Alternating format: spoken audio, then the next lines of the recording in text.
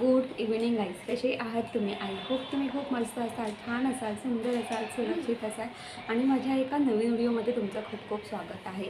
तर आज आपण फराळ यामध्ये म्हणजे दिवाळीचा फराळ यामध्ये आज आपण साखर शंकरपाळी करतोय किंवा साखरेतल्या शंकरपाळ्या तुम्ही असंही म्हणू शकतात. आता तुम्ही विचार करत असाल अरे हा कुठला पदार्थ आहे? शंकरपाळी, गोड शंकरपाळी किंवा खारी शंकरपाळी असं आम्ही ओळखलेलं आहे. पण साखरेतली शंकरपाळी किंवा साखर शंकरपाळी हा काय प्रकार आहे? तर चला पटापट किचनमध्ये आणि छान मस्त साखरेतल्या शंकरपाळ्या किंवा साखर शंकरपाळी करायला सुरुवात करूया. चला.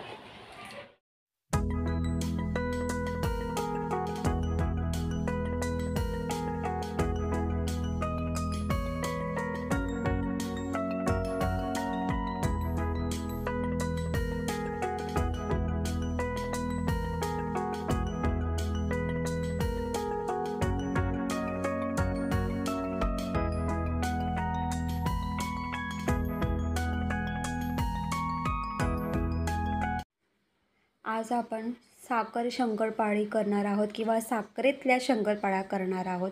इथे मी एक ताट घेतलेलं आहे. तुम्ही इथे बघू शकता. इथे मी एक वाटी घेतलेली आहे. ही जी वाटी आहे तर मी आज वाटीचा माप घेणार आहे. ही पाव किलोची वाटी आहे. तर मी या आज वाटीच्या मापाने पाव किलो असा मैदा घेतलेला आहे. म्हणजे एक वाटी मी इथे मैदा घेतलेला आहे. तर इथे मी पाव किलो मैदा घेतलेला आहे. हा जो मैदा आहे तो असा आपल्याला पसरवून घ्यायचा आहे. इथे मी 2 चमचे तूप घेतलेलं आहे. हा जो तूप आहे हा तूप आपल्याला मेल्ट करून घ्यायचा आहे आणि एकदम कडकडीत असं गरम करून घ्यायचं आहे. कारण आपल्याला या तुपाचा मांस तयार करून घ्यायचा आहे. तर तुम्ही इथे बघू शकतात की तुपाला छान मस्त अशा वाफा सुटलेल्या आहेत.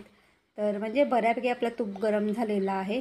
आता आपण हे जे गरम तूप आहे मैद्यामध्ये ॲड करायचं आहे आणि चमच्याच्या साहाय्याने हा जो मैदा आहे तुपामध्ये व्यवस्थित मिक्स करून घ्यायचा आहे. म्हणजे आपण या मैद्यामध्ये तुपाचं मांस ॲड केलेलं आहे. व्यवस्थित मिक्स करून घ्यायचं आहे आणि एवढंच सांगते की डायरेक्ट हात लावायला जाऊ नका. कारण हा तूप गरम असतो त्याच्यामुळे चटका लागू शकतो. त्याच्यामुळे आधी चमच्याने मिक्स करा आणि नंतर मग हाताने मिक्स करा. तर इथे मी व्यवस्थित मिक्स करून घेतलेलं आहे. आता इथे आपल्या मैद्याला तुपाचं मांस कसं लागलं हे कसं कळावं तुम्ही इथे बघू शकतात. मी हातामध्ये पीठ घेऊन याचा एक गठ्ठा तयार केलेला आहे आणि लगेच गठ्ठा तयार होतो आणि तोडल्यानंतर तो लगेच तुटतो. म्हणजे इथे आपण छान अशापैकी असं मैद्याला तुपाचं मांस करून घेतलेलं आहे. थोडं थोडं पाणी ॲड करून आपल्याला याचं कणिक मळून घ्यायचं आहे. आणि ह्या ज्या साखरेतल्या शंकरपाळ्या आहेत ना चवीला एक नंबर भन्नाट अशा लागतात. तुम्ही जर एकदा खायला बसा तुम्ही खातच सगळं एवढं छान लागतात. तर इथे आपलं कणिक मळून झालेलं आहे. इथे मी कणिक मळून झाल्यानंतर थोडंसं हाताला ऑइल लावून पुन्हा मळून घेतलं होतं. आता काय करायचं एक बाऊल उपडा ठेवायचा आहे आणि 15 मिनटं हे जे कणिक आहे ते असंच साईडला ठेवून द्यायचं आहे. इथे मी एक कढई घेतलेली आहे. या कढईमध्ये मी तूप ॲड केलेलं आहे. तर आपण ह्या ज्या शंकरपाळ्या आहेत त्या आपण तुपामध्ये तळणार आहोत. जर तुम्हाला तेलात तळायच्या असेल तुम्ही तेलातही तळू शकतात.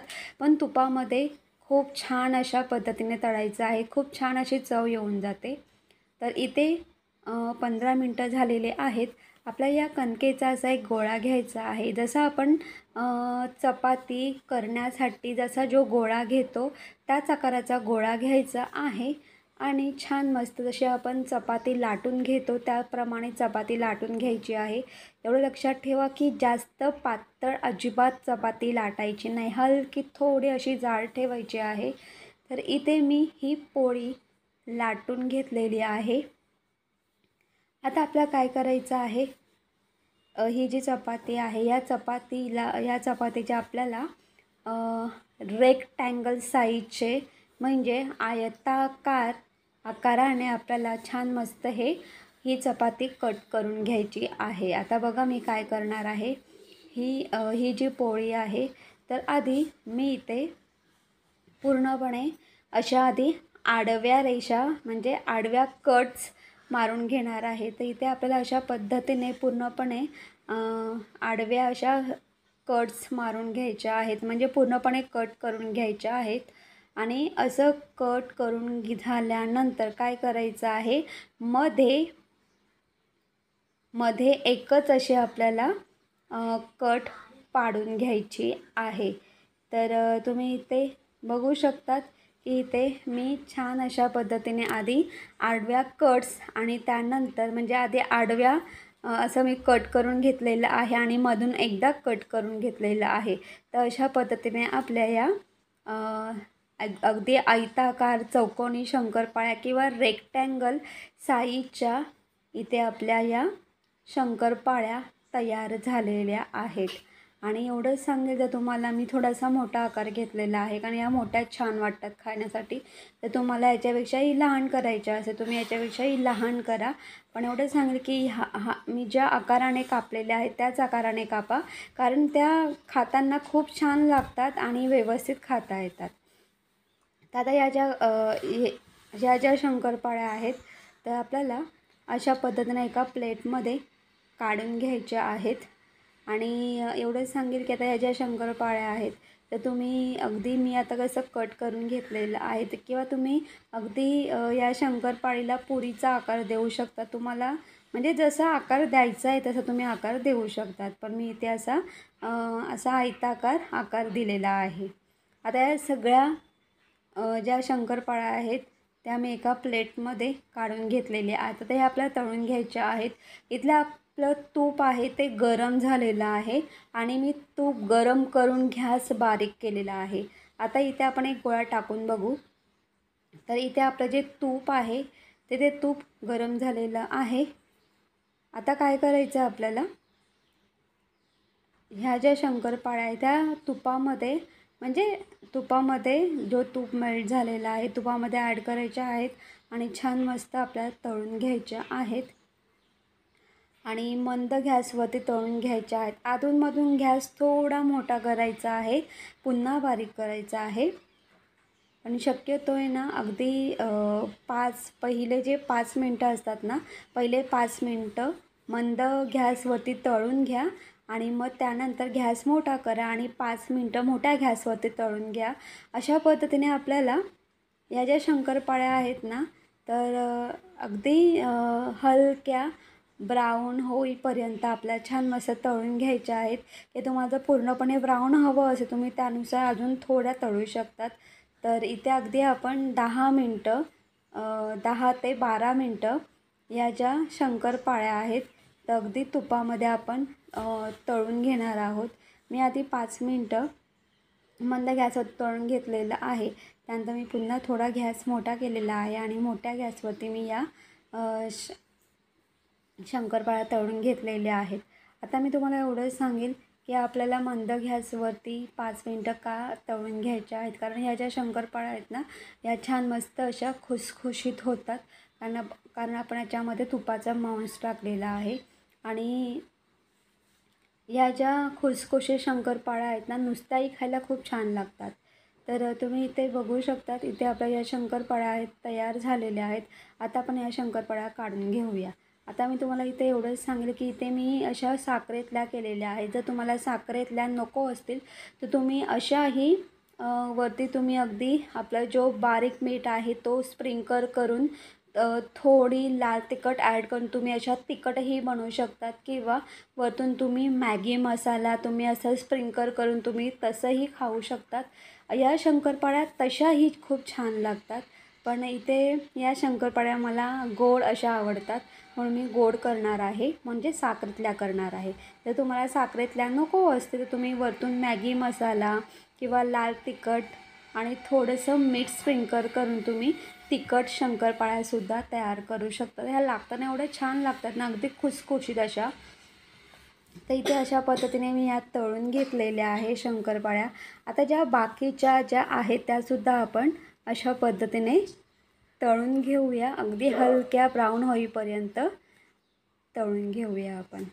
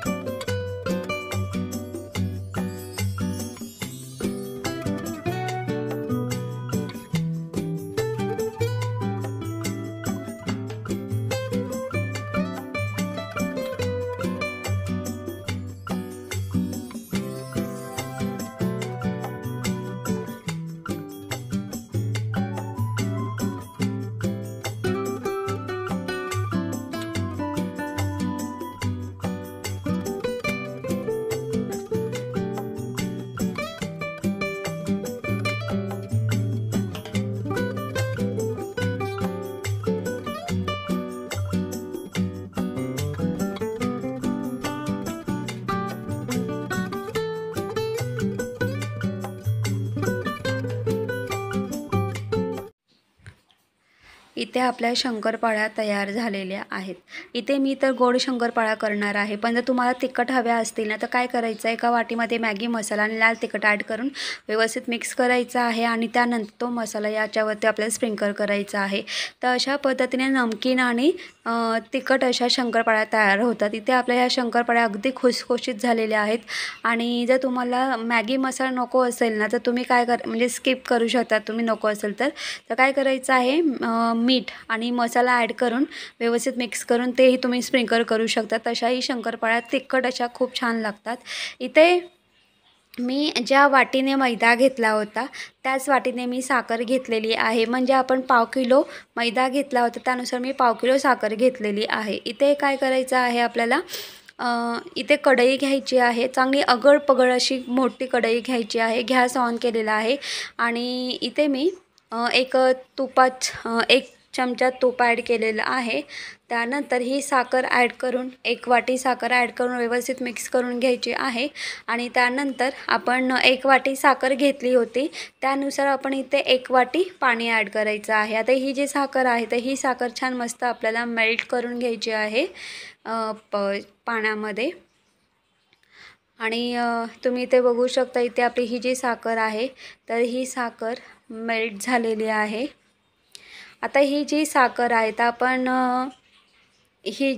हा जो साखरेचा पाक आहे तर आपल्याला 2 तारी साखरेचा पाक तयार करून घ्यायचा आहे। तर 10 मिनटं हे जो साखरेचा पाक आहे छान मस्त शिजवून घ्यायचा आहे आणि तुम्ही इथे बघू शकता की बऱ्यापैकी हे जो साखरेचा पाक आहे तर तो त्याचं जे पाणी आहे ते कमी झालेलं आहे, बऱ्यापैकी हा साखरेचा पाक आटलेला आहे, पण अजूनही 2 तारी झालेला नाही आहे। तर मी अजून 5 मिनटं याला उकळी देणार आहे, म्हणजे हा छान मस्त असा 2 तारी होईल। तर तुम्ही इथे बघू शकतात की इथे बऱ्यापैकी असा आपला साखरेचा जो पाक आहे तो बऱ्यापैकी कमी झालेला आहे, म्हणजे आटलेला आहे। आणि आता काय करायचं आहे, इथे आपला 2 तारी साखरेचा पाक तयार झालेला आहे। तर तुम्ही इथे बघू शकतात अगदी हातावरती असा घेऊन चेक करायचा आहे, अगदी चिकट झालेला आहे। तुम्ही इथे बघू शकतात पूर्ण 2 तारी असा पाक तयार झालेला आहे।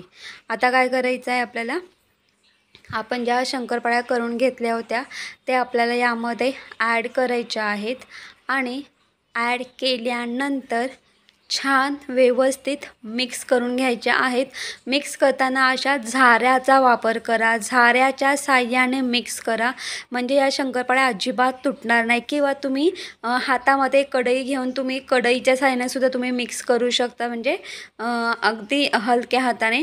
तर तुम्ही इथे बघू शकता मी छान व्यवस्थित मिक्स करून घेतलेलं आहे। इथे आपल्याला गॅस बंद करायचा आहे आणि छान व्यवस्थित मिक्स करून घ्यायचं आहे। आणि आता काय करायचं आहे, ही जी कढई आहे ती आपल्याला गॅसवरती नाही ठेवायची, एखाद्या खाली म्हणजे स्टँड वगैरे असेल ना, म्हणजे कढई वगैरे ठेवायचं त्या स्टँडवरती ठेवून द्यायची। आता मी गॅस बंद करायची विसरून गेली होती, तर मी नंतर गॅस बंद केला, पण शंकरपाळ्या ॲड केल्यानंतर मिक्स करून झालं की त्या लगेचच आपल्याला गॅस बंद करायचा आहे आणि 10 मिनटं या शंकरपाळ्या थंड करून घ्यायच्या आहेत। तुम्ही इथे बघू शकतात की ना, जसं हे साखरेचा पाक थंड होत चालला आहे तर तसं इथे कढईला ही जी साखर आहे ती पूर्ण अशी क्रिस्टल होत चाललेली आहे। तर या शंकरपाळीवरती सुद्धा ही जी साखर आहे छान मस्त अशी क्रिस्टल होत जाते। तर इथे 10 मिनटं झालेले आहेत। तर तुम्ही इथे बघू शकता, तर मी काय केलं, 5 मिनटं थंड करून घेतलं होतं आणि 5 मिनटानंतर मी झाकण ठेवलं होतं। झाकण नाही ठेवलं तरीही चालेल। इथे 10 मिनटं झालेले आहेत आणि हे जे आहे तर हे सगळं कोमट आहे, जास्त गरम नाही आहे आणि कोमट आहे तरच आपल्याला लगेच ह्या शंकरपाळ्या मोकळ्या करून घ्यायच्या आहेत ताटामध्ये। जर तुम्ही जास्त वेळ जर ठेवलात तर हे खूप म्हणजे साखरेच्या पाकामध्ये त्या खूप अशा चिटकून बसू शकतात आणि काढताना त्याचा तुकडा होऊ शकतो, म्हणून अगदी 10 मिनटं थंड करून घ्यायचं आहे आणि 10 मिनटानंतर लगेच ह्या शंकरपाळ्या आपल्याला ताटामध्ये मोकळ्या करून घ्यायच्या आहेत। त्या शंकरपाळ्या तुम्ही बघू शकता अगदी खुसखुशीत अशा झालेल्या आहेत। तर आपण या आता एका ताटामध्ये काढून घेऊया।